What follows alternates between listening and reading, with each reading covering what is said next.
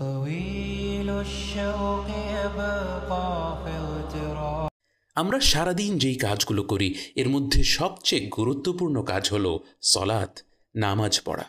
সময় মতো নামাজ পড়া এটা আমাদের গোটা প্রজন্মের জন্য সবচেয়ে গুরুত্বপূর্ণ প্রজেক্ট।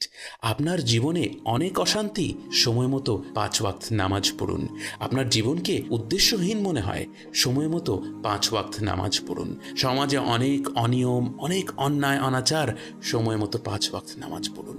কত মানুষ দাড়ি টুপি রেখে 5 ওয়াক্ত নামাজ পড়েও ঘুষ খাচ্ছে, দুর্নীতি করছে।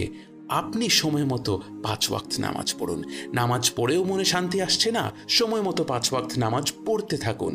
একদিন পরিবর্তন আসবেই, একদিন আপনার অন্তর খুলে যাবে, বিষণ্ণতা কাটিয়ে ওঠে, আপনি অন্তরে আনন্দ অনুভব করবেন। বর্তমান মুসলিম উম্মতের সবচেয়ে বড় চ্যালেঞ্জ হলো প্রতিটি মুসলিম 5 ওয়াক্ত নিয়মিত নামাজ পড়ছে না। যে উম্মতের বেশিরভাগ মানুষ প্রতিদিন কোনো না কোনো ওয়াক্তের নামাজ কাজা করছে, সেই উম্মত কিভাবে আশা করে যে তাদের মধ্যে থেকে দুর্নীতি সরে যাবে, তারা প্রশান্তি পাবে, তারা সাফল্য পাবে, তারা বিশ্বজুড়ে মর্যাদা পাবে? আল্লাহ ততক্ষণ পর্যন্ত একটি জাতির অবস্থা পরিবর্তন করেন না যতক্ষণ পর্যন্ত না তারা নিজেরা নিজেদের পরিবর্তন করে।